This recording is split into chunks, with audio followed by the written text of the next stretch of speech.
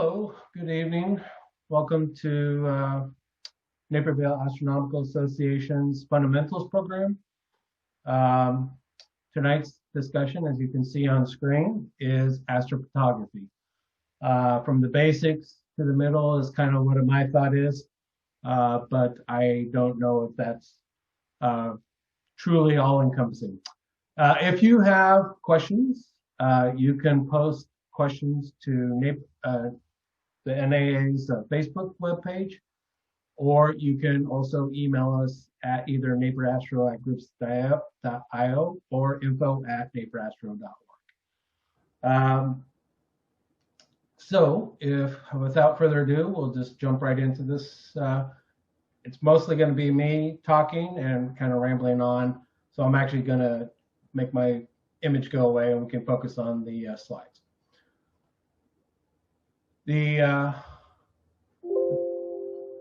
Start off with a little bit of disclaimers here. I am not this club's best astrophotographer, and if you were to go to our Groups.io webpage, you would definitely see that. There are very good astrophotographers in this group, and I've only been doing it for maybe 2-3 years now. So that's one of my disclaimers right off the bat. I'm not the best. There's definitely others out there that are in the group alone that are much better. Another disclaimer is I do still love visual observing, which some people, say, why do you do one or the other? I'm like, why not do both? And of course, with COVID-19 right now, usually with visual observing, you're going to do that with someone else, which is what I think is more fun. But with COVID-19, we can't be around each other, so it's a really good time to pick up astrophotography. The next thing is I do not have the best equipment. And you may or may not need the best equipment to do what you want to do. And we're going to kind of go over that this evening.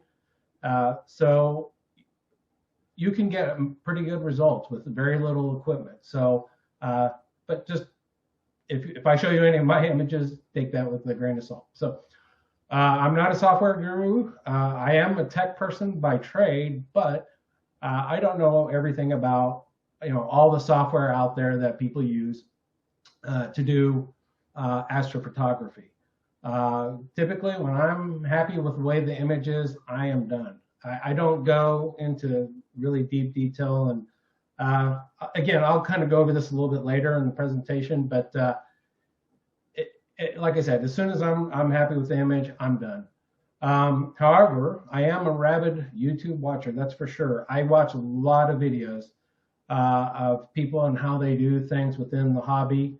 And at the end of this presentation, I'll provide some of the links for some of the people that I follow on YouTube, and not as a sales piece for them, but just simply a source for information. I highly suggest people watch other videos. This one will be just probably another one to add to the catalog on YouTube about astrophotography. I'm also tonight primarily going to be talking about broadband photography, although I'm going to mention some other types. And hopefully in the future, we're going to have someone come on and discuss narrowband photography or other types of astrophotography. Again, I'm just going to kind of gloss over some of those, but primarily I'm going to focus on that tonight. And I hope I don't put you to sleep. So, but I'm not guaranteeing anything. So, as I was putting this presentation together, I kind of asked myself some questions: is why do I do astrophotography? Because I know I will never have images as beautiful as some of the ones we see from like Hubble and other sites like SLU or something like that. I think one of the main reasons for me is it's the challenge of mastering the skill of grabbing a great image of astronomical targets. So I think that's one of the reasons. There's probably a couple others, but I want to get the best image that I can, but I don't expect it to be as amazing as any kind of Hubble image. So also, I used to have this dream of finding new things out there. Little chance of that, right? There are amateur astronomers making discoveries and programs usually. So there's no chance, but still, there's the remote chance that, who knows, you might do that. like I said earlier, I do still love visual observing, but just like when you're doing visual observing, you can go out on a night. You would hope everything's just going to be perfect. You're going to have perfect seeing, perfect, no weather, no clouds to worry about, no city lights, all that kind of stuff. But that rarely happens, right? And so we still want to go out and take as many pictures as possible so that we can try to practice the skill, so that when we do have that near perfect night, we'll get the images that we really want. And the same thing with this kind of this thought here too was most of the targets that I'm trying to photograph have already been photographed by someone else, but I just want to be able to get the best image and show people what I myself am looking at typically when I'm doing the visual observing. But I want to share that image because again, those photons hit my eye, but I want to share those photons with someone else. And of course, one of the things that we have to fight around here in the Chicagoland area is we don't have the best skies, clearly. And so, but again, when there's that opportunity for you to go out and go to a dark site, I will still practice my astrophotography here, get to know my equipment in and out, through and through, so that when I do go to a dark site, I'll have hopefully perfected the skill of getting a good image and take full advantage of the darker sky. So those are just some of the thoughts that kind of rumbled around in my head while I was putting this presentation together. So let's get into the target types. One of the basic one is star trails. A lot of people forget about this or ignore it. I mean, you can create, another disclaimer I did forget to mention, some of these images are not mine. So full credit to whoever they are from, and unfortunately I did not properly document all of them. But anyway, so star trails. Anybody can do it. If you have a camera that can be exposed long enough to capture the stars themselves.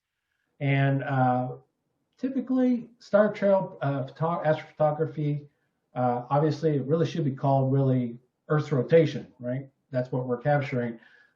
So we often forget it. One of the things for me is I would like to have some interesting foreground objects in those kind of images, and I don't know if I have access to those kind of locations around here, but still, you can create some beautiful images like the one that we're looking at here. So star trails is one type of astrophotography. You're still capturing stars, and you don't need a lot of expensive equipment for that kind of astrophotography. So kind of keep that in mind. I'm going to keep going over that again and again. The expense versus cheap versus expensive, and simple versus complex. So that'll be kind of a running theme throughout the night. Another one is light painting. Again, most people probably wouldn't even consider this necessarily astrophotography, but a lot of people, when they do light painting, will often, again, try to capture a nice, beautiful dark sky and then paint the foreground objects with either like a flashlight or colored lights or whatever. So, or what they will do is take star pictures and then take pictures of the foreground objects in two different settings and then mesh them together in software. So I would call that light painting, even though they're compositing those two images together. But true light painting is simply sitting there, exposing once and painting your objects with some light source. Again, it's debatable if that's really astrophotography in my opinion, but I would say you're still capturing stars, so yeah. All right. Another one, solar system. This is a topic, again, I think we're going to have another speaker later, actually early in next year, speak more to this target, to this type of target. And this picture is mine. This is a picture of the moon, obviously. And the solar system is full of tricky objects, in my opinion, and it's something that I don't do a lot of, mainly because the moon is about it. That's about all I can capture, at least with the equipment that I have. I've tried to capture other targets, but it's definitely a different challenge, a different style or type, like I'm saying here, of target for you to shoot at. So I'm going to kind of, again, talk briefly about it, which I've already done, a little bit more later on about the software aspects of it. And that, but for now, I'm going to leave that as for our next speaker, who's going to speak exclusively about solar system targets, or at least mostly about solar system targets. But keep in mind, these days, there are smartphones that can take amazing low light photos. I caught this one now at a Caton farm with just my cell phone. I was doing other imaging at the same time, and the moon was full that night, and it just happened to create this nice image behind the clouds, that full moon. I didn't think my smartphone camera was that good, but I thought it came out relatively nice. So even some solar systems, obviously the moon being so bright, you can do it with even something as simple as your smartphone. This is the target that I mostly go for. We're talking about like deep sky objects, DSOs, or composite objects, which are the huge structures that are out there. There are some structures that will fill up your entire frame and then some. So mostly I am doing DSO type photography. I haven't really started working on composite imagery, like Rho Fuki is supposed to be huge. I haven't even looked at how big it is. I don't know how many arc seconds. Someone probably knows in the group how big that thing is. It's a huge structure. Even the Veil, I've only taken a portion of the Veil Nebula. And again, that's a pretty big structure if you try to get it all in one image. And the only way you probably could get it all in one image is by doing a composite, which would a little bit more advanced than what this talk about tonight is. It's more about a single target like this that we're looking at. I believe this is M13, 31, whichever one. I always forget which one it is. So this is one of my images. So this is what I focus on primarily. All right. If I didn't mention again, I would like conversation. If people have questions, please feel free to send questions to either the Facebook or to the email. And hopefully, Jim, you can get those to me. I'm not seeing Facebook right now properly, so just a FYI. All right, so acquisition methods, the way that you're going to get that image. There's, like I said, there's two basic types. There's narrowband and broadband, but I'm going to mostly talk about broadband tonight. So let's just briefly talk about narrowband. And again, hopefully we can get another speaker to talk about narrowband in particular. And again, I know we have some people who are really good at narrowband imaging. One of the main things about narrowband, it's all about filters, right? Because that's what we're talking about. We're focusing on one type or one wavelength of light that we're trying to capture.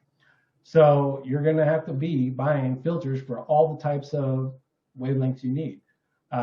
They typically are specific to your equipment, not always, but because there are some general ones, like ones that you can put on just almost any kind of camera, almost any kind, because those standards are pretty set. But if you're talking other more complicated setups, then you may need to hunt and find specific to your equipment filters.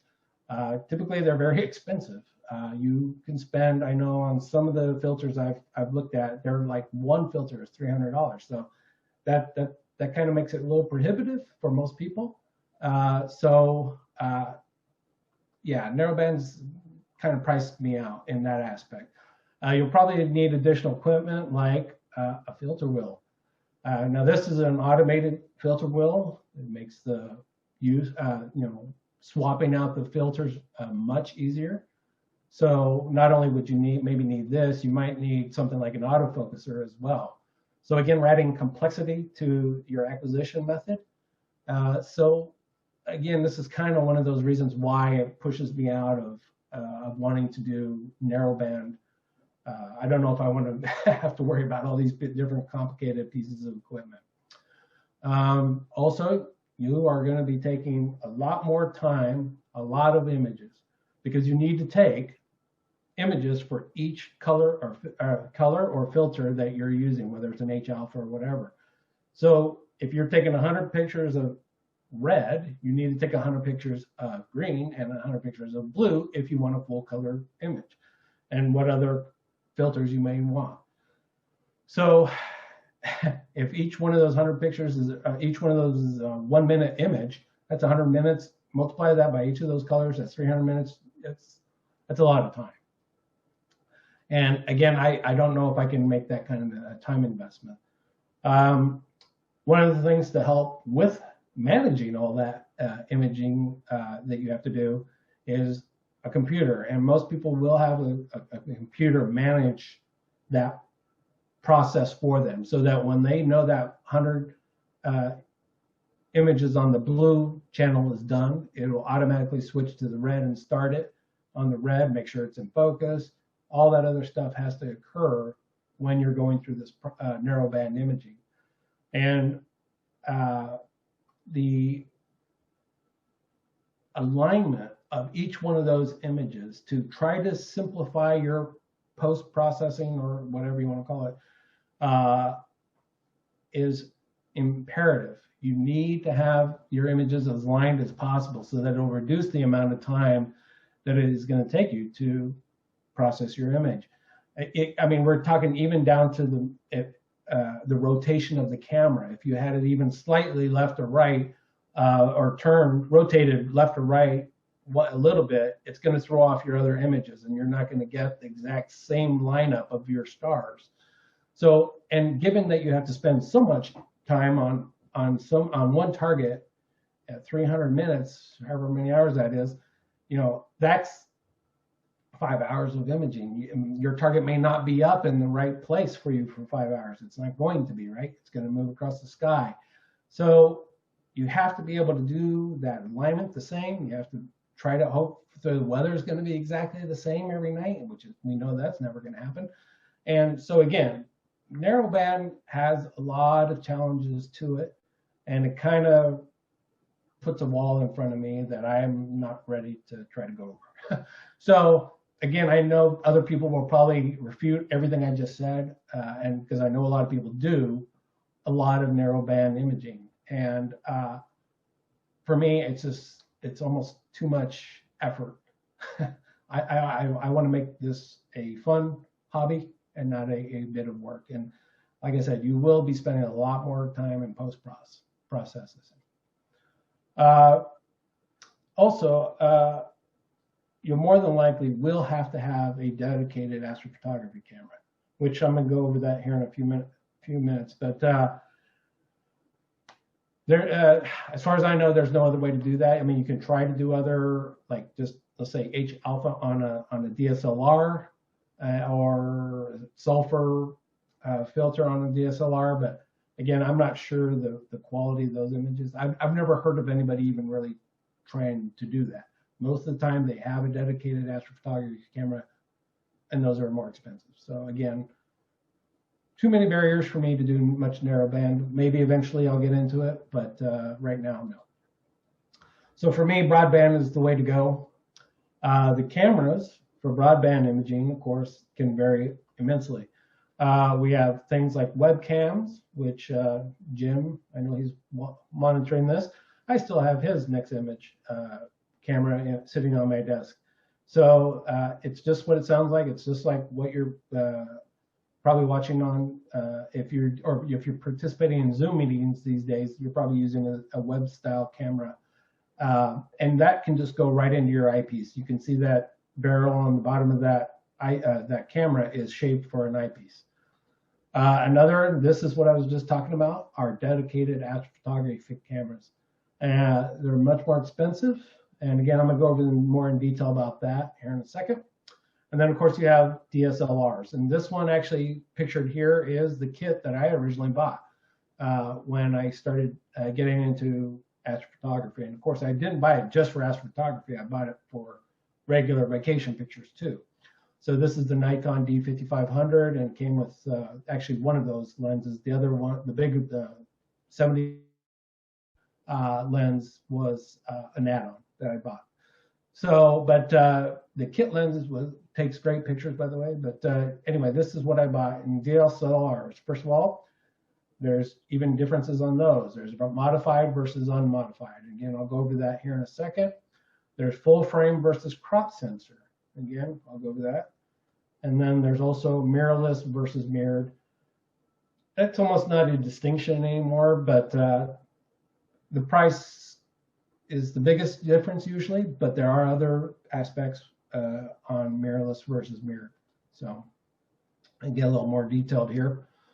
The web camera, again, can take images. And one of the best things I've seen people use this for, and I tried it myself a little bit, was doing some solar system acquisition.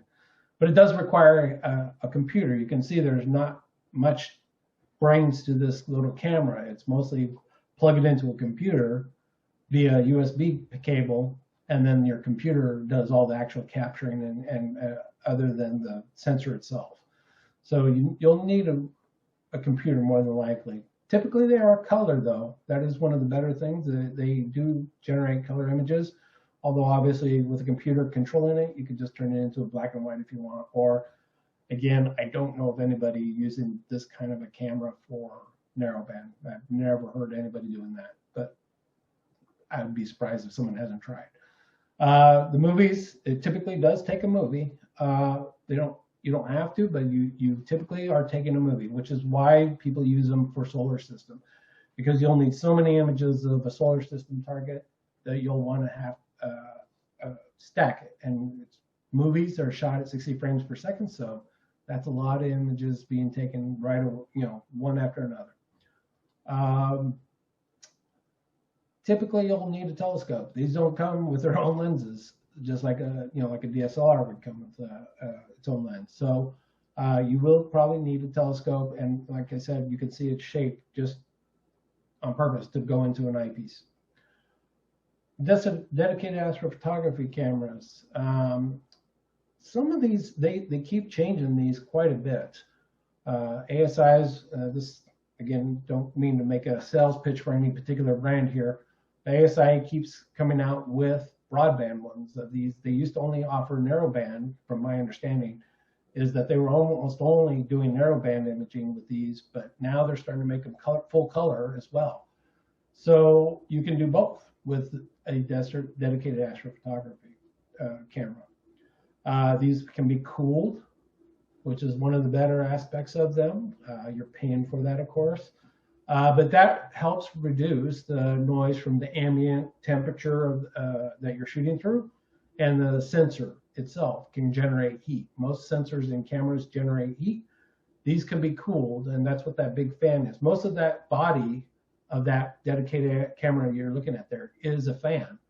It's simply to cool the sensor so that you can take much more crisp images and reduce noise. Hey, Chris, there's a Facebook question. Sure, go ahead. And maybe you have this in your slide, but okay. The different types of cameras that you had, do you have like a price range for each different type of camera? I can guess. When it comes back up here in a second, I'll kind of give an idea. Okay. I'll kind of make a guess. I won't say it's going to be necessarily an accurate guess, but hopefully it's in the ballpark. So I'll go over that in just a second. All right, so you will need a laptop to control this dedicated camera. You'll need additional equipment, like we were kind of looking at earlier with the broadband stuff.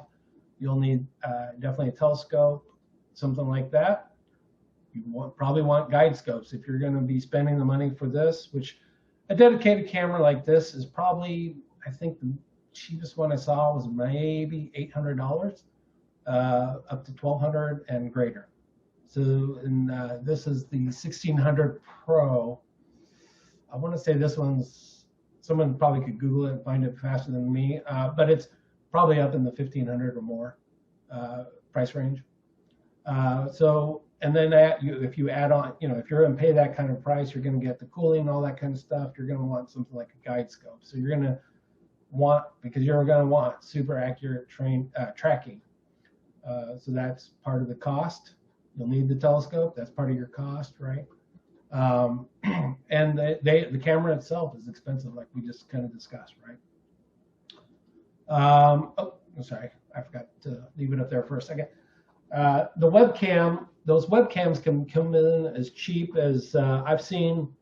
I want to say, well, I saw one around $150 to $200. So you can get a webcam relatively inexpensively. So they don't, you may not have as much control over them as you, I mean, I can't say that for sure. I'm just thinking about that for a second. They're not as robust, I'll put it that way. Someone may come back and say, oh, they can be if you buy a high enough, expensive enough one. But the webcams typically are not as robust as most of these other cameras we're talking about. Not as many options, and you've got to rely on the computer to control a lot of it. So the sensors, I don't know if the sensors are the quality as the dedicated cameras, and even as I know they're not as good as either the dedicated camera and the DSLRs, unless you're talking a really low-end DSLR. The DSLRs, try to finish off this question with the price here. DSLRs can range, I've seen as low as $400 on up. I mean, you can get really expensive DSLRs up into the thousands.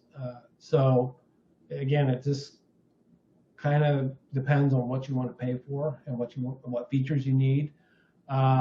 Just like I'm saying here, right, where you have a wide variety of options. They make them from everybody from, you know, your casual vacation photographer all the way up to sports photographers, which I think is probably one of the more demanding type roles they're put into, to someone who's just wanting to take really nice wedding photos, which again, very high-end requirements for the end product. You can even borrow and rent some DSLRs. Believe it or not, some camera stores will allow you to either rent the bodies or the lenses or both. So some cameras will allow you to test them out basically by renting them. And I know one of the camera stores around here will allow you to borrow a lens, which about it. And I have not done that yet. I haven't had a good weekend where I want to, because they have a special, if you rent it on Friday, you get it for the weekend basically. And so unfortunately I haven't made arrangements to do a rental of a really nice lens yet from that store, but one of these days I will get to that. But yeah, you can borrow, rent. I borrowed, the first time I took astrophotography images with a DSLR was because I had borrowed my friend's DSLR and had actually taken it on a trip. He allowed me to take it on a trip. Very good friend, obviously. And we got a bunch of great images, and that's what really kind of hooked me into astrophotography. Was like, okay, I know I can make this image better, and I want to get better, and I eventually bought my own, this one that you're looking at right now. And like I said, you can take it, it can be used for regular photography. You don't have to have a telescope. Some anymore are even coming out with built-in star tracking capabilities. Now, I wouldn't say you could take any more than a 20-second image, maybe, if that. They are taking advantage of what's built into most DSLRs these days, which is anti-shake technology. So there were some claims I saw that you could take up to a minute-long exposure. I can't imagine that, given the pixel sizes in these cameras anymore. Yeah, even a 20-second image probably would have a little bit of star trail to it. So, but they will market that, and they have. And I've always wanted to take one and try it, but I have not done that yet. But be aware that that is a possibility. You'll probably want to buy some add-ons, especially if you're going to be using it for astrophotography. So again, this is my wheelhouse. This is where I spend most of my time, is with this camera and my telescope, and then the mounts that I'll talk about later too. So you'll want probably an intervalometer, which is simply a device. Now, actually I should say most DSLRs anymore have a built-in intervalometer, but like even my Nikon D5500 is limited on how long of an exposure it can take. So Nikon has not updated the firmware yet to take, at least on this model. On other models they have, on how long of an exposure you can take. So the intervalometer itself is an add-on device. It plugs into the side and it'll allow you to take a longer exposure. So that's a definite add-on. One thing I did add to this was a way to mount a red dot or a laser pointer to the top of the camera or to some part of the camera. Pointing to a target at night, you'd be surprised how hard it is. You would think you're on target and you're not, especially if you're using that 7300 lens. You're probably going to be way off. So you're going to put a red dot laser pointer on this thing just like you would a telescope. Now, obviously, if you have it on a telescope, it's already got a finder of some sort. But if you're trying to use just your camera and a lens, you're trying to line that up on a target at night, and you better know the sky really well and exactly where your target is, but you'll still want a red dot laser pointer mounted on this camera in some fashion. We probably need a dew heater. One of that camera store that I mentioned earlier that rents out the lenses didn't even know what a dew heater was, and that kind of made me like, maybe I shouldn't be shopping here. But any amateur astronomer will tell you what a dew heater is. So definitely need to worry about that. The lenses do fog up really easy, so you're going to have to manage that. Obviously, you're going to need extra batteries. You're taking long exposures. The cameras are not really necessarily designed for these long exposures or hours worth of exposures that you're going to be doing. So you're going to need extra batteries. One of your skills that you're going to develop as you're messing around with batteries is how to change it on your setup and not move things. That's a fun thing. You'll need a ball head. Again, this is if you're using just your DSLR on, let's say, a tripod or something like that. So that's something you'll want for easy pointing. Let's see, a mounting system, like I just said. It took me a while. I put something onto the shoe, if you know what the shoe is on a DSLR, which is where the flash used to be. I put something in there before, and it wasn't very steady. If I barely jostled it, it would move. It took me a while to finally figure it out, but that one camera store I keep mentioning, they did end up helping me figure that out, how to make that nice and tight, so that my red dot pointer, once I got it aligned on my camera, it stayed. So you're gonna have to figure that out. There's many different ways you can do that. You're gonna want a big bag, that's for sure. I have so much equipment now. I keep upgrading my bag because it keeps getting full. I add more devices and more pieces to my equipment. So you're going to want a big bag. You'll need T-ring adapters. T-ring adapters typically are made for a specific model, whether it's, brand, I should say, for a specific brand. Typically, they're all the same for a specific brand. So Nikon has its own, Canon has its own, probably Sony does too, because all their lenses are unique and they only mount to their camera bodies. So you'll need a T-ring, and that's if you're going to put it on a telescope. But if you're not going to put it on a telescope, of course, you'll need lenses. And that's where I was mentioning earlier about the camera store that's going to allow me to rent one of the lenses. I want to get a better, the 7300 that you're looking at there, the one I have, I should say, is not a very good one. I've determined after many imaging sessions, I can't get a really nice sharp focus on it. And so, you can keep investing in lenses. And if you want to you can put really huge lenses on a DSLR. I mean, that's what those sports photographers are doing, right? To get those in their face images of sports athletes doing whatever they do. And so you can just go down a big rabbit hole on lenses. So, and when we're talking lenses, we're talking obviously if the millimeter is small, like that little kit lens there, it goes down to 18 millimeters. So that's a nice wide field view. Now it also has a setting up to 55, so it's zoomed in a little, but that 300, when I put it on 300, the targets are not in my field of view very long if I'm not tracking. So again, obviously the bigger the millimeters, the more zoomed in you're at, and you can get really big and really expensive. So let's see, what else? You're also going to look for low F ratios. I recently bought a 35 millimeter f 1.8.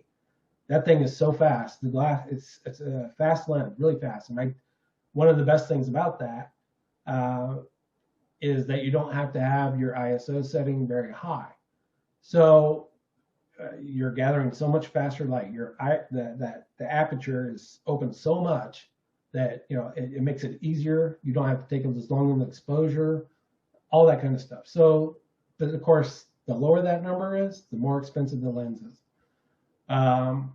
There's other things like ED glass, extra dispersion glass, FLP 53, all kinds of different types of glass on these lenses, and that's their selling points. And of course, each special version means some kind of cash difference.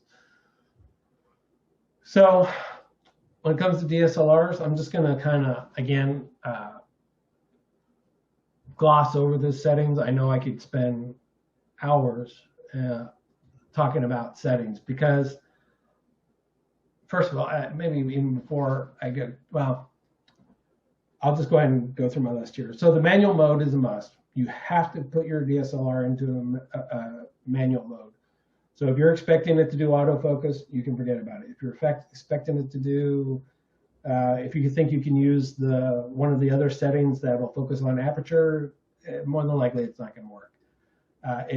The brains they put in DSLRs are not necessarily intended to be used for astrophotography. So you're going to have to be able to learn how to run your camera in manual mode. It's just almost imperative that you learn how to master your camera with manual mode.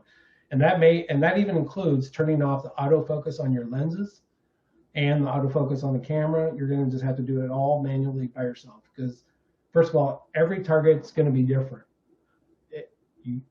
You're going to eventually figure out the settings for each target that you're going to shoot.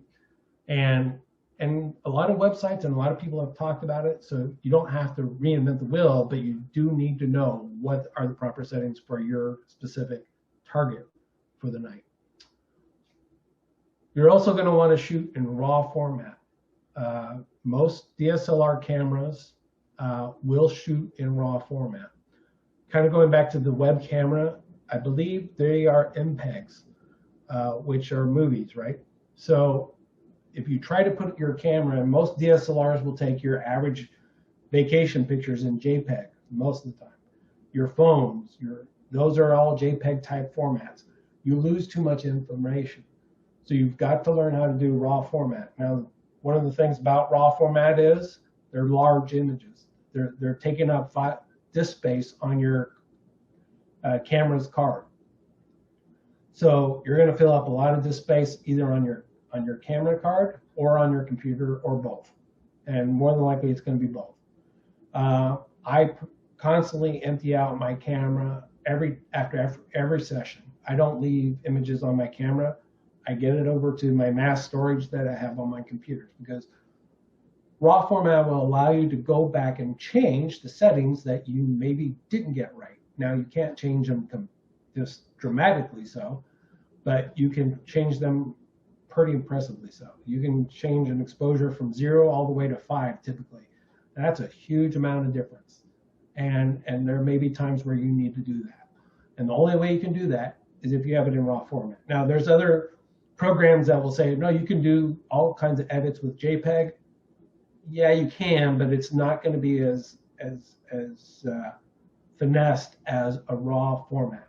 So your manipulation of a RAW image is much more, gives you much more options and much more control.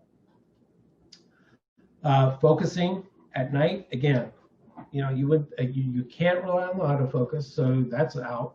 So you're going to get familiar with what's called a Badenoff mask, or at least you should, because you're going to get much clearer and sharper images. And I have shown here the image of a Badenoff mask, which is the little black stencil on the left there, plastics. It just clips right on the front of the lens, and this can also be on the front of a telescope. You can get ones big enough that'll go in the front of your telescope. It's the same concept. And as you can see that little middle image there, it shows you that if that middle line on that X is to the left, you're inside focus. If it's to the right, you're outside of focus. But if it's right in the middle, guess what? You got it. You nailed your perfect focus, and then you remove your bad non masks, which some people get to remove their bad non masks and start taking pictures and then wonder why their images don't look good. And it's happened. But once you get it in focus, then you'll want to try to lock that thing down. That's one of the really bad things about my 7300 lens. The focus ring does not, it's super loose, that if I barely even jostle it, it'll throw off that focus immediately. And so something like gaffer's tape, I know someone told me about gaffer's tape, and I haven't quite used it because I don't use my 7300 anymore, but it would hold that focus in place once you got it. So having a lens that can lock its focus is nice. I'll put it that way. It's an additional benefit. Let's see. And again, one of those reasons you're going to have to be in manual mode is you're going to either have to be able to use your timed or your bulb setting on your camera. The timed is typically, again, depending on the firmware on your camera, is going to take a picture based on a certain amount of period of time. But again, the camera's firmware, depending on it, may limit you on how long you can take it. Bulb, it just means basically when you push the button again, right?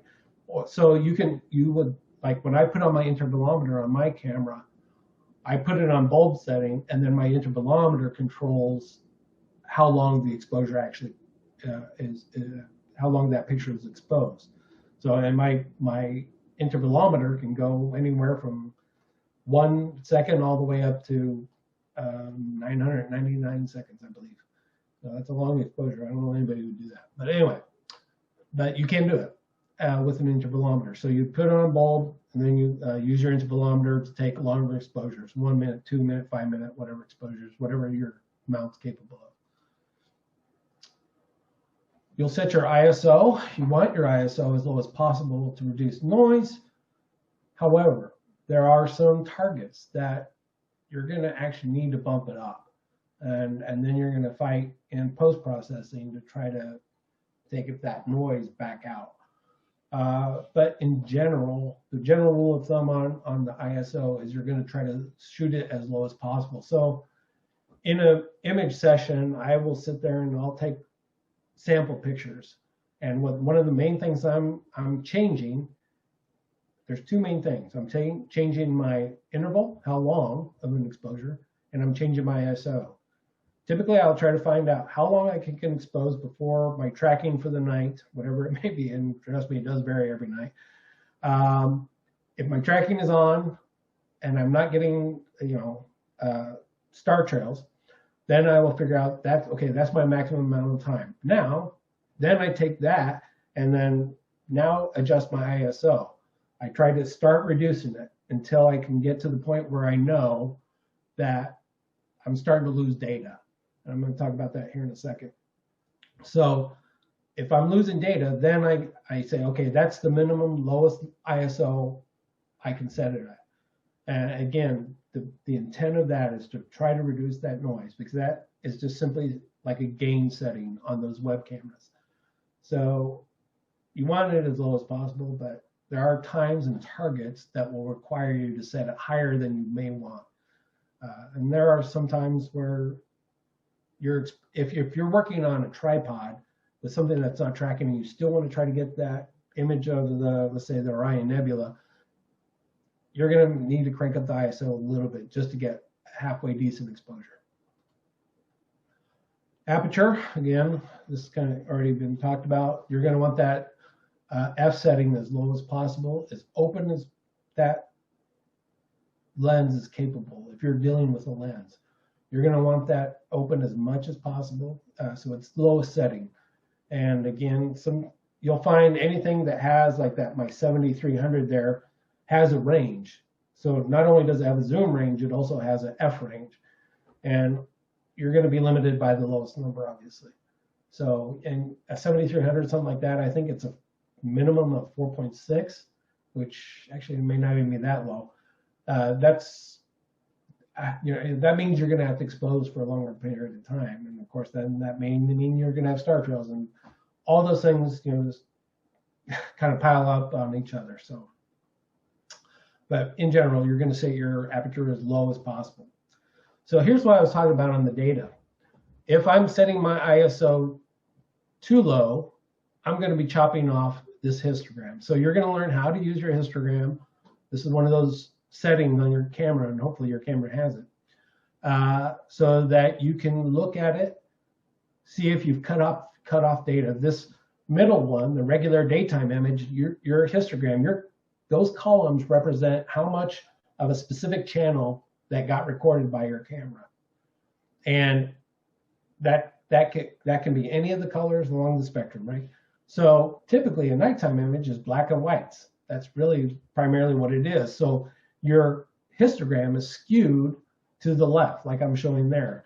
And you can see that itty bitty short bar. That means that's where things are starting to get cut off or clipped off. Or you can see it's all the way to the top. That also means that we're clipping at that end too. So you're clipping left, right, and top. So at some point, you want to try to fill up those bars as much as possible without losing too much data.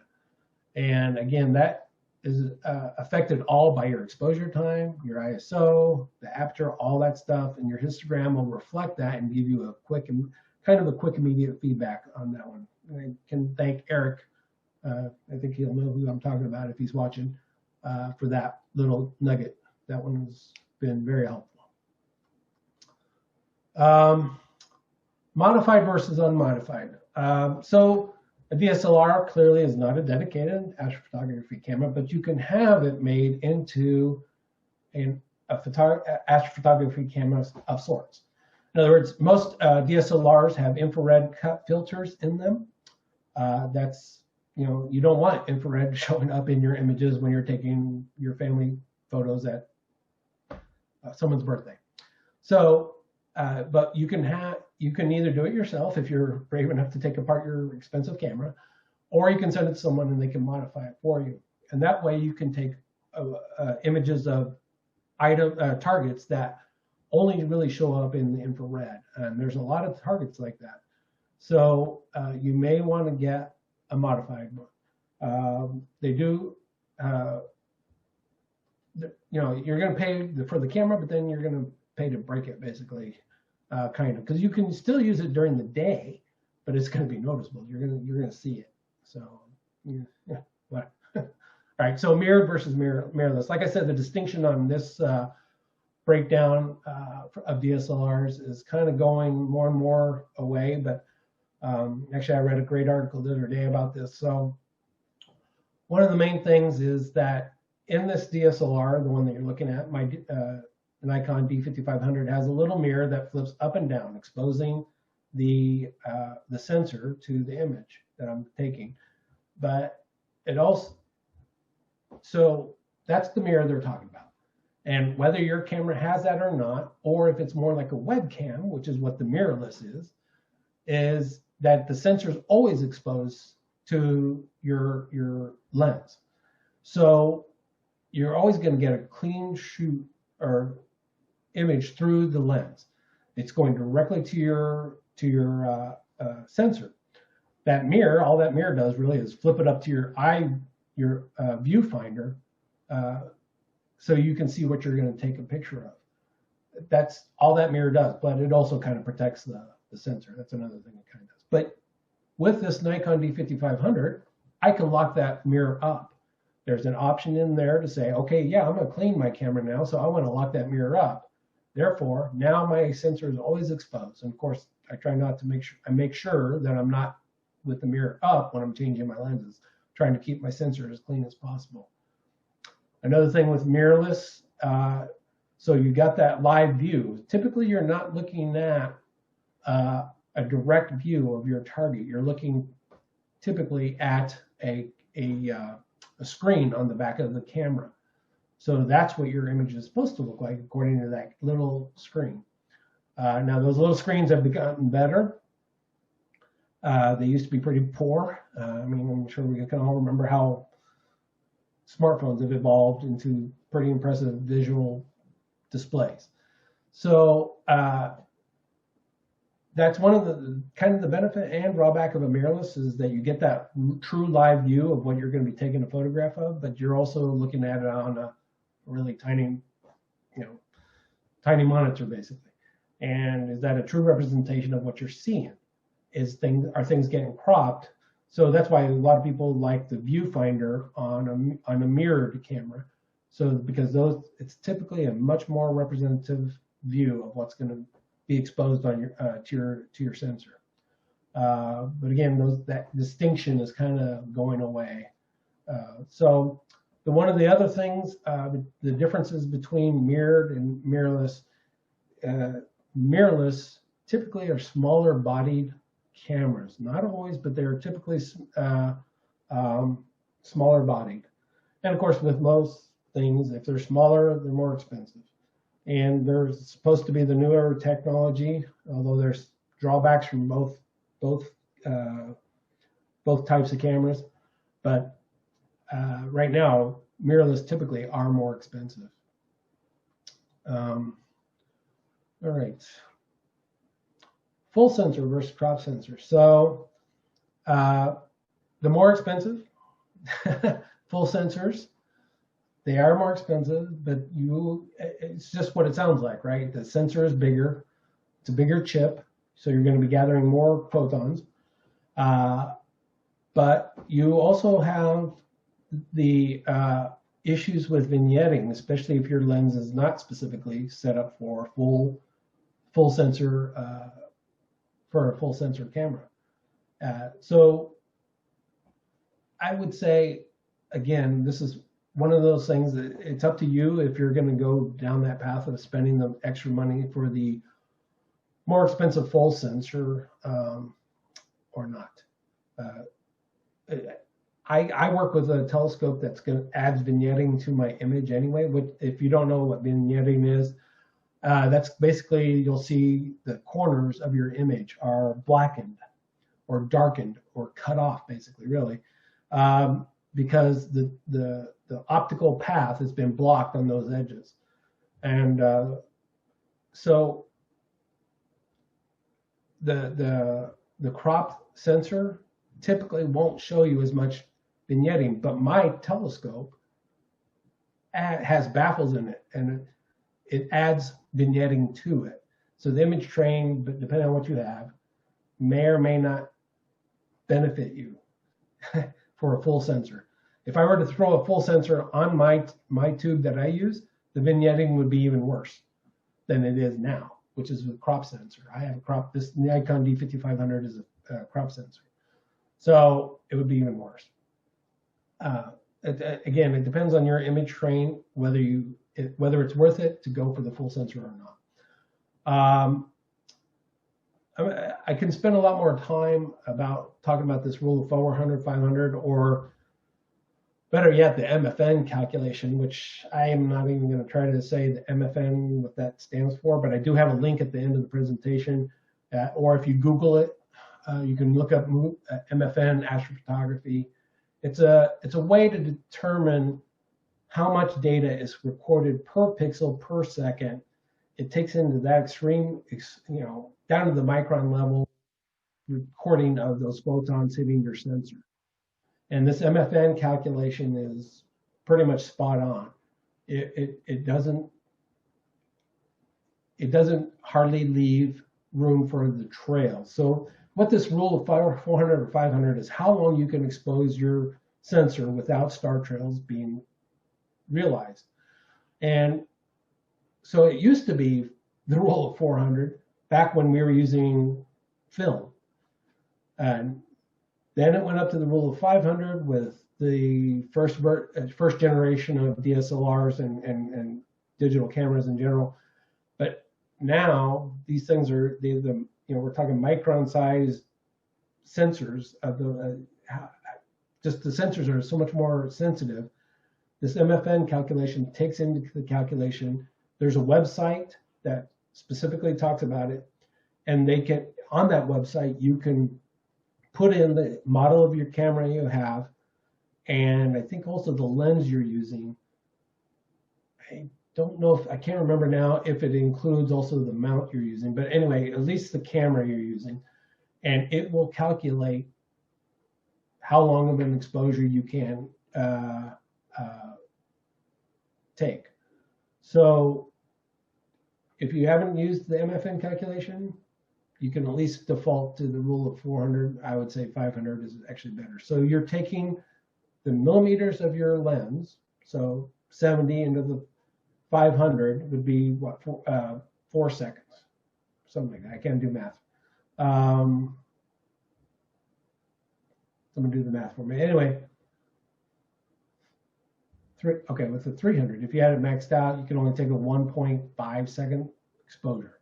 So if I put my 7300 to 300, try to take an image, before I see star trails, will be within 1 second. So the maximum exposure I could do is 1 second without star trails.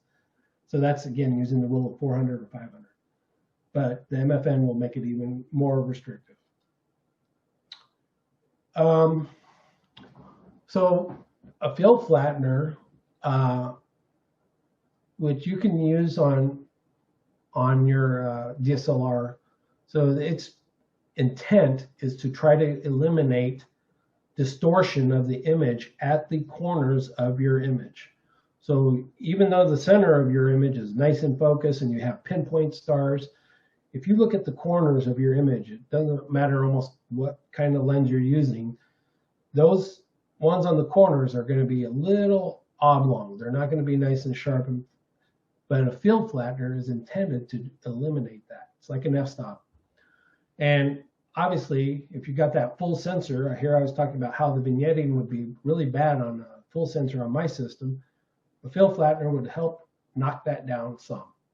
I wouldn't say it's going to knock it all down, but it's going to help knock it down some.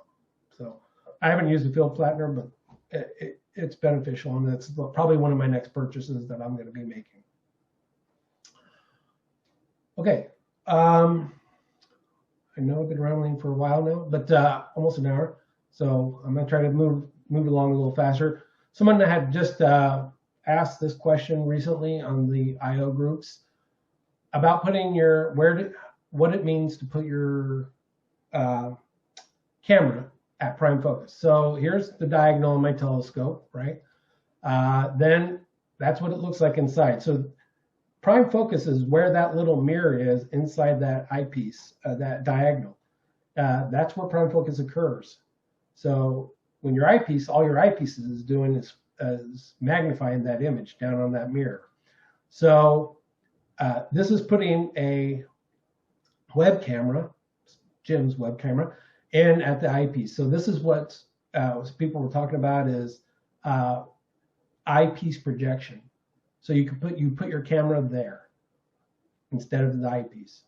You can of course add a Barlow into that train if it allows, and if you can get proper back focus, which is another thing. And if you can do that, then you can set it up like that. You can do eyepiece projection. But what I primarily do is put my DSLR sensor at prime focus. So that means wherever the camera sensor is in the middle of that body, that's where I want my telescope to focus on. And therefore, that will be putting it at prime. So just kind of showing you that there may be instances in your image train where you would need something like that, what you're seeing there. I added an extender tube. Now, in my scenario, I really don't need it on this particular setup, but the extender tube may be necessary. You'll need to learn about where the back focus is for your camera. So these are just some of the pieces. You can, whether you got the diagonal, the T-ring, which is the middle bottom item, the eyepiece adapter, which is the left one, and then the extender tube.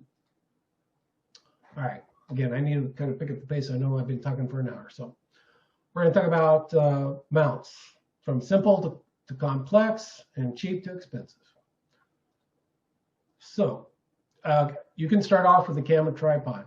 Most of us will already have one. They need to be sturdy, though. They really need to be rock solid. They can't be shaken in the wind. And sometimes you can suspend a weight from them. Some of them even come with a hook to hang things from it. Need to be able to hold heavy loads. One of my original tripods was not very strong. It couldn't hold up the lenses that I was trying to put on it. It needs to be able to handle the elements, of course, because everything gets wet during the night viewing session or image session. One of the things I found is that my favorite tripod can go really nice and high, because when you're trying to take those overhead images and you're trying to get your eye behind a red dot, yeah, you want it high so you don't have to get down on your knees to look at your target if they're overhead. And of course, you're going to often take your images overhead because that's where the sky is the darkest and it's going to have the highest contrast. They're really good for short exposures or wide angle images. They're good enough. I mean, you can even use a tripod to take an image of the Orion Nebula. You don't even need a tracker, but you can do it. And of course, like I mentioned earlier, you can take your star trails images with it. So adding a tracker, which is basically this one I have myself, is a little ioptron. This helps expand it a little bit. It still just gets mounted on top of your tripod like a ball head or anything else. Actually, you would put a ball head on top of this little device. And what that does is it counteracts the rotation of the Earth and allows you to take longer exposures. We're not talking minutes worth, but at least longer exposures without star trails. All right, so next up is, of course, some kind of alt-azimuth type setup, whether it's a DOB like we're showing here, and I'm talking about an unpowered one here, also known as a push-to, right? You can try to put your camera on this setup, but you'll need to know the sky and that you're able to star hop. There's a variety of Dobson, variety of alt-az type mounts that you can put your imaging train on. You don't have to worry about power. That's a good thing. It's good enough for a short exposure. Again, you can do solar system imaging with the DOB if you have, a decent quick camera. Again, also you can do star trails, but it'd be really zoomed in. I don't know why I put that in there. My leftover. Adding a platform. This is an equatorial platform, which is shown right there underneath. Would add a little tracking to it. So there's the element of power for that thing though. So you'd have to power your equatorial platform, but it does add some tracking. Again, I don't know how long of an image you could get. This is my own original alt-azimuth, what I started with. It's got a huge go-to. It's a go-to system, but there's thousands of targets in there. But do I need it? No, because of the light pollution we have around here. We don't even know all those targets. Can I image all those targets? No. There's a lot of those targets are below 12 magnitude. I mean, I can't get anything below probably 9 or 10, maybe. Anyway, you'll need to spend some time aligning it. It is a go-to system. It's supposed to have some kind of brains, but you got to teach the brains first. And so you do need to know at least a few alignment stars.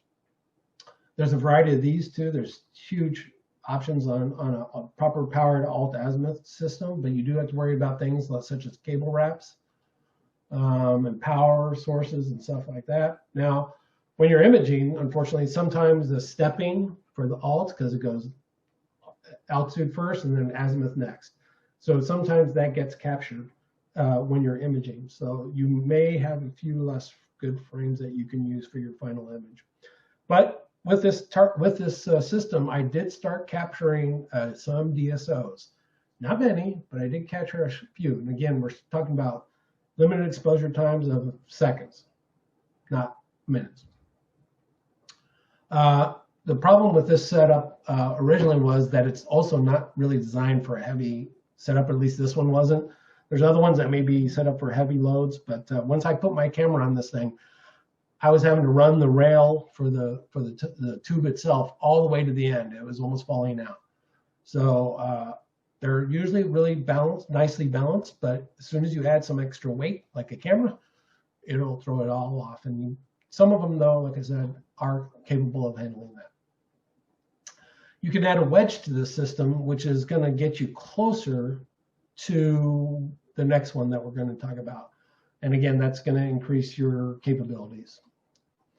Each one of these is a step up in capabilities, and this is my newest mount. This is an equatorial mount, the Skywatcher EQM35. So again, what we're trying to do, again, by the way, it's a go-to system as well. Do I need all those targets? No. You do need to spend some time aligning, and this one, you would think it's a smarter system, but it doesn't seem like it, at least for me. Maybe I got a bad one, but anyway, so you will need to spend some time aligning this, and you'll again still need to know some stars.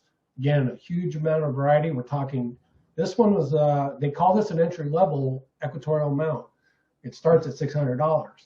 So now it's, again, it's powered, so it is going to go to for you once you align it, but they can go up into the thousands.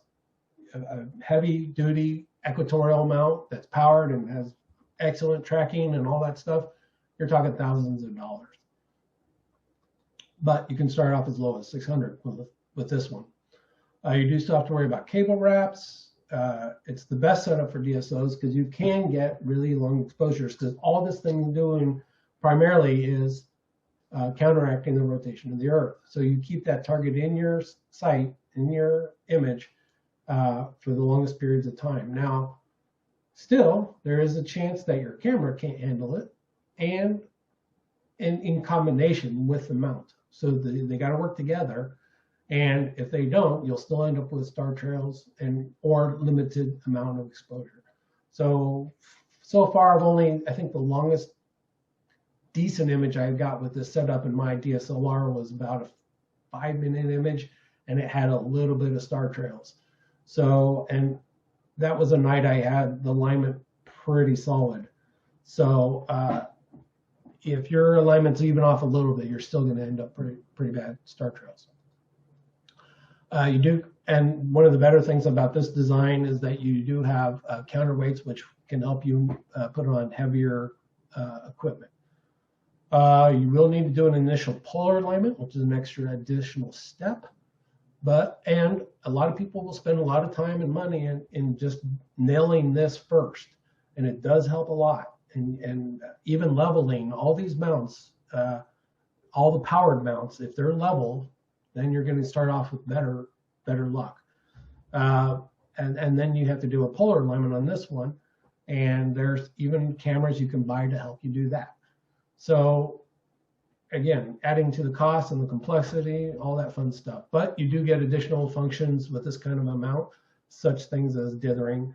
Again, dithering is kind of one of those topics I think would be for a little bit more advanced discussion.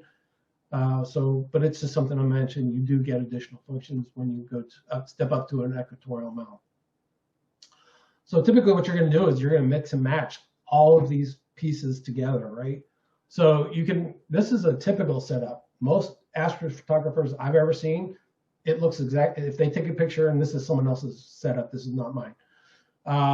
Actually, almost all these images are not mine. This is someone else's setup, but that's a typical mount, an equatorial mount with a little small refractor on it, with a DSLR in the back, and then yet they have a tracking scope on top. And I'll show you another image here in a second, pointing out all these little pieces.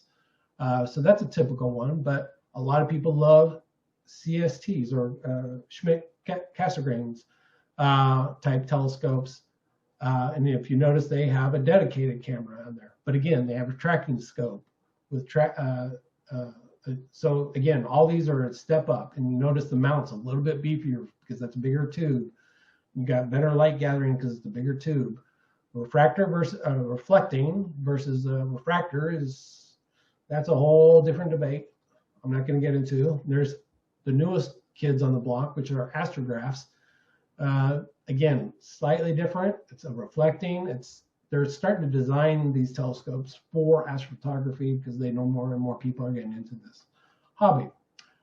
However, what these people were doing, I don't know. That is, to me, a nightmare. Looking at that setup is just, I'm sure it may get them beautiful images, but I don't even know what most of that is. That's, I mean, I can obviously see the OTA, I can see the tracking scope, I can see what looks like extenders, maybe some autofocus. I don't know. There's a lot going on in that image. When I saw it, I thought we had to look at it and marvel over someone actually figuring out what all that does and got it to work. So more typically, you're going to have something as simple as what's on the left. You're going to have a tripod, a camera, an intervalometer, some lenses, some batteries, your phone to help you find things in the sky. When you step up to the middle, you're going to get to the right. You're going to either have your equatorial mount with your refracting and your guide scope and all that, or you're going to at least have for your wide field photography, you're going to have it on a tripod with a small tracker and your DSLR. So that's where at least I know I'm going for. So here's what I was talking about. Here's where things are nicely labeled, where there's a guide scope at the top. There's a guide camera. Not only do you need a scope, but you need a guide camera, which is feeding information back to the mount to help it keep on target. This one has a one-shot camera on it. You got a Wi-Fi camera controller. There's Wi-Fi being added to this environment now. You'll need a portable, lots of power to add a lot of this equipment. You can see in the background, just right behind the mount, a little tub that'll keep it your laptop covered when you're at a star party. So you can see there's a lot of complexity as you keep going through this process. All right, again, I'm trying to speed up. I'm almost talking an hour and a half here. You'll need to know the sky. If you look at this image of stars and you don't know what you're looking at, you need to work on learning the sky. If most people hopefully will see the asterism, the big obvious asterism right there in the center, which is the Big Dipper. And if you look up in the upper right corner above the Y is Polaris, I believe. So anyway, if you didn't know that, you need to learn the sky, right? So you'll need to, of course, know what the moon phase is. And of course, new moon is the best when the contrast in the sky is the highest. You'll need to learn about constellations, asterisms, because those are your guideposts. You'll need to know some of the bigger ones, Big Dipper, Cygnus, Scorpio, Orion, all those constellations or asterisms, whichever they are, have a lot of targets in them that you can image. You'll need to know, of course, alignment stars if you need to do alignment. What you should do is learn good targets for your particular equipment. And I'm going to go over a website that will help you figure that out. Just briefly again, sorry, I'm trying to speed up. Go-to systems are helpful at first, but they can be frustrating later because you spend time aligning and also spend times when it's not working right. Star hopping is always, it always works. So go-to systems are great at first to learn the sky, but eventually you're going to want to learn how to star hop too. Phone apps are out there to help you too. That's, great thing about phone apps, but I often will have one out with me handy, just looking up things. Now, again, of course, know the good targets for your level of light pollution. Again, that's one of those things this website I'm going to talk about here in a little bit will help you figure that out. This is our night sky here in America, so, if you're not in a dark sky, don't even bother worrying about certain targets. So software, there's a lot of software out there, and let's figure these out. So sky maps and planning. These three sites, or three of them, just three of them. There's Sky Safari for you Apple and Macintosh users. Cart2CL is one of the ones, the main one that I was talking about. That site would help you figure out what targets are available for the night, for your camera, for your hours of observation or whenever you're shooting. So spending time on this first will help your night of imaging go much smoother and much better. You'll get better results. Once you've got your images, then you're going to have to bring them home. Typically, you're going to want to stack. You don't need to stack. Sometimes you can get great single images, but most of the time you're going to take so many pictures, you're going to stack them. You're going to get much clearer. You're going to reduce that noise. You're going to get rid of color variations that are created by light pollution and such. So you're gonna take some time, and stacking will help reduce a lot of this stuff. So Deep Sky Stacker is what I use primarily. Registax is the one that I was mentioning earlier, which is really good for solar system objects and for videos. It's better for that type of stuff. When it comes to post-processing, there's a lot of big names in this too. Most of you are probably familiar with Photoshop. Probably might have heard of GIMP. My favorite is, well, and of course I have Capture NXD there, which came with my Nikon camera, which I started out with, but moved over to Lightroom. Again, it gives me enough editing functions that's as what I primarily use. So again, those first things that I showed, is set up the plan objects as they come into view. So that, as you know, the night goes along, as it gets to zenith, you'll want to take the pictures of it then. You can get informations on the targets from those programs. This is out of Sky Safari, I think. Information about your target. You can even figure out field of view. Some of those programs will allow you to enter your information for your telescope, your camera, whatever, how big your imaging train is. It'll even give you an idea of what you're going to actually be able to get into a single frame. It'll tell you about the magnitude, let you know if it's out of your light pollution restriction. Tells you the right ascension and declination in case you're doing such things as star hopping. Give you the catalog name so you can properly catalog all your images, which is a whole different topic. Gives you a list of targets for a night.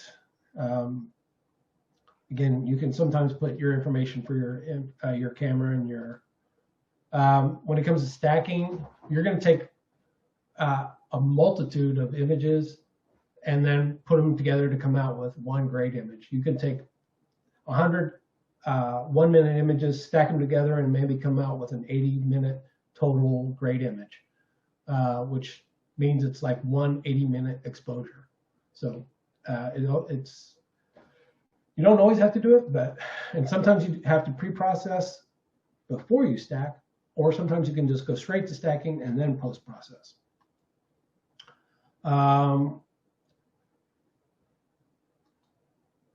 I'm not sure what I was saying there. Anyway, additional images. So the more images you take, the better, basically. So, that's what I'm trying to say. So you don't have to do these. You don't have to do flats. So when it comes to stacking, you don't have to do flats, but you can. And it'll improve your image. So basically that's taking a white piece of paper and putting it in front of your camera and taking a picture of that.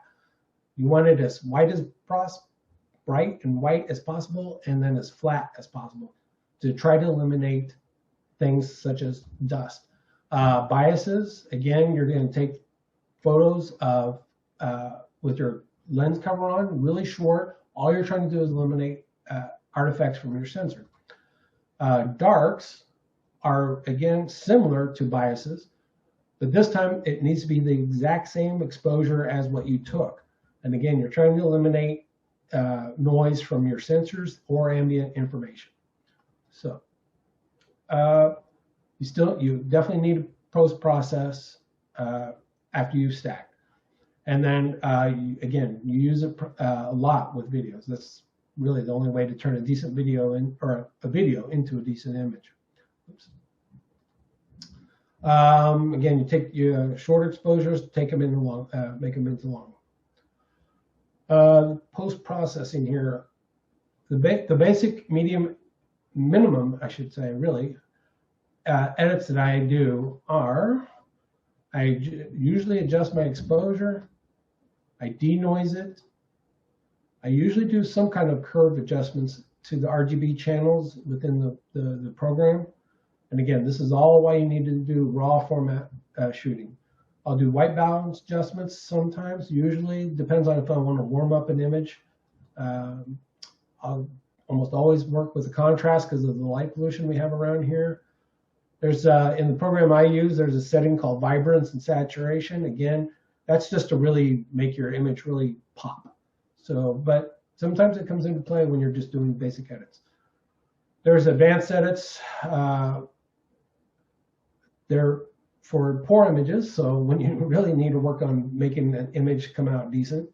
Again, I don't know if it's worth it to even bother processing or just throw them away if they're poor images.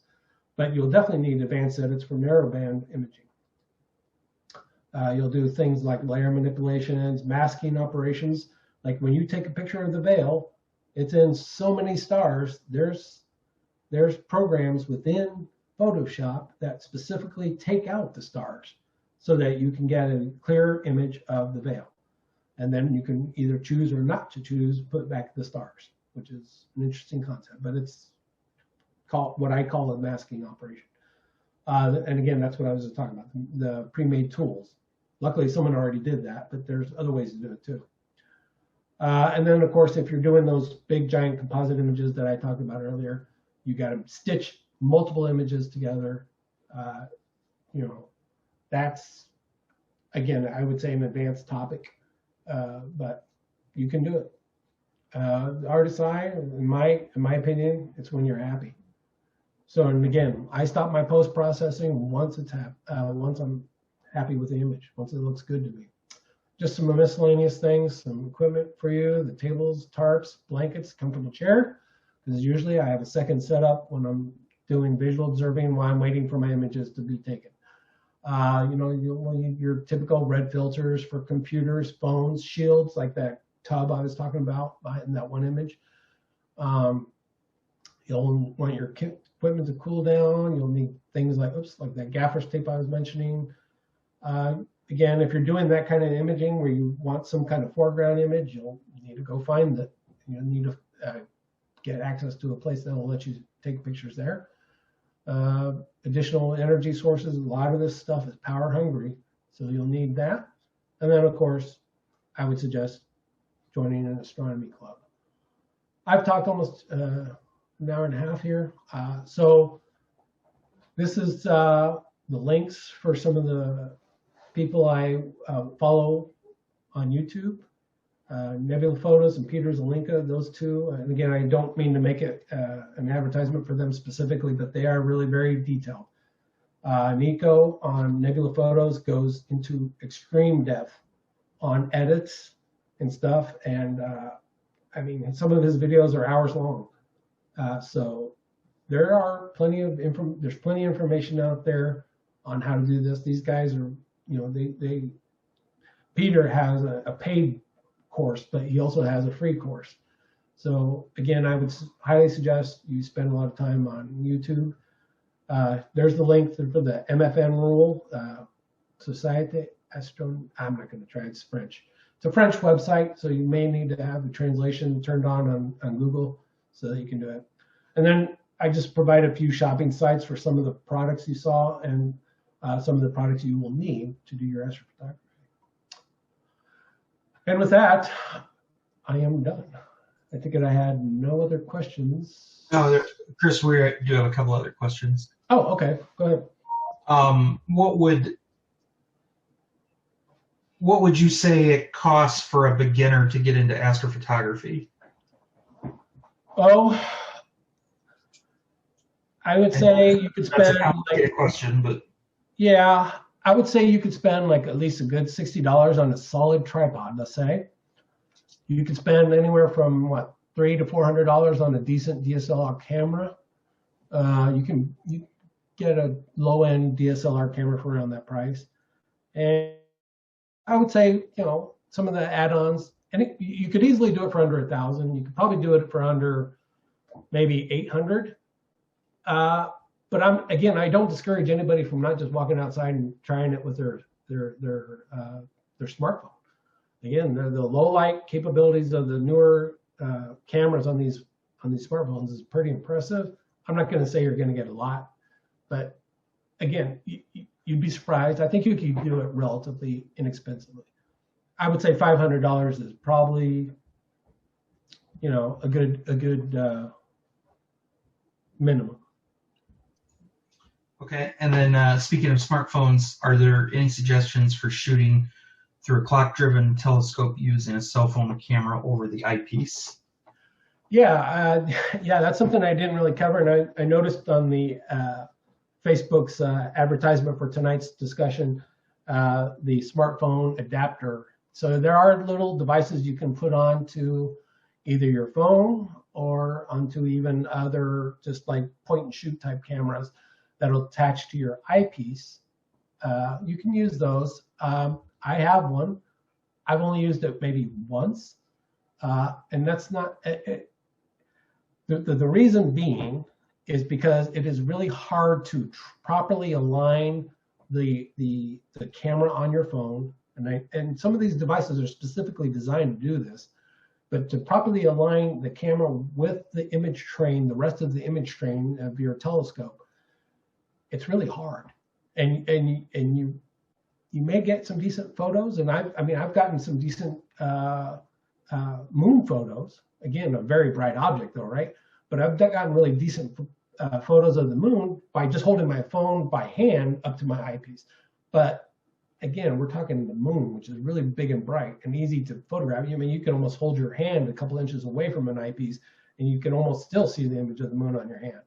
So, or at least a bright light from the moon. But yeah, there are things to do that. So you could spend what, like $25, I think, for one of those, but it's going to be a little bit of a headache because you're just not going to get. Even if they have a decent image, if in your telescope you have a decent image of Saturn, let's say, it's probably not going to show up very well on your camera like that. It would have to be able to take a pretty low light image like that, and that's really kind of hard to do. Yeah, I agree. I've got good pictures of the moon and usually not very good pictures of anything else. But some phones, you can put your phone into like a manual exposure mode so you can adjust some settings, but I think I've never really been successful with it. I had one kid at the Riverwalk take a really, really good Saturn picture just by holding his phone up. And I even told him before he did it, like, well, you can try, but it probably won't turn out very well. And it was probably the best cell phone Saturn picture I ever saw. And I was like, wow, congratulations. Yeah. No, and I think he probably, and I may be wrong about this, but he probably had an add-on app that gave him extra control over his phone camera, because most of the phone camera software that comes with your phone is not going to allow you to even make that many of adjustments to.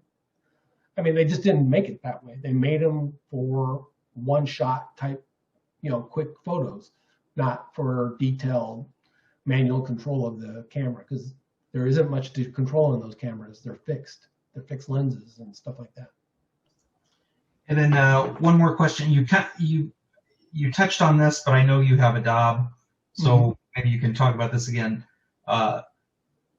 Realistically, what kind of astrophotography do you think you can get out of a Dobsonian? Yeah, on my own Dob, I could never get it to quite. I'll put it this way: I would have had to move the mirror because the prime focus point is on the diagonal, which is inside the tube. So you would need to be able to push that image out to where the sensor for the camera is. Now, that's why I'm saying astrographs are and I don't even know how they specifically have done this, but those astrographs are supposedly being set up so that prime focus point has been pushed out so that it can reach the sensor of the camera. So I couldn't get my inward travel of my focuser to go in far enough to get my camera to focus on my Dob. Even after I did move, I mean, if anybody knows, my Dob is a home-built one, and I had moved my mirror quite a few times. I moved it up as far as I had ever moved it before, and I still couldn't get it to focus. So Dobs are not necessarily designed for that. It's just where the focus comes to, where it comes into focus is not in the right place for a camera to be attached. Now you could do the eyepiece projection, and you could try to do it that way by throwing. And I did take your camera, Jim, your webcam, and I could get it almost in focus, and I still would have had to probably figure out something. Almost in focus image of Jupiter that way, but it's still just didn't quite 100% get into focus. So you would have to do something like that. You'd have to do eyepiece projection more than likely to get a Dob to take a halfway decent picture. Okay. Yeah, I think that is. It looks like all the questions that we have. Okay, great.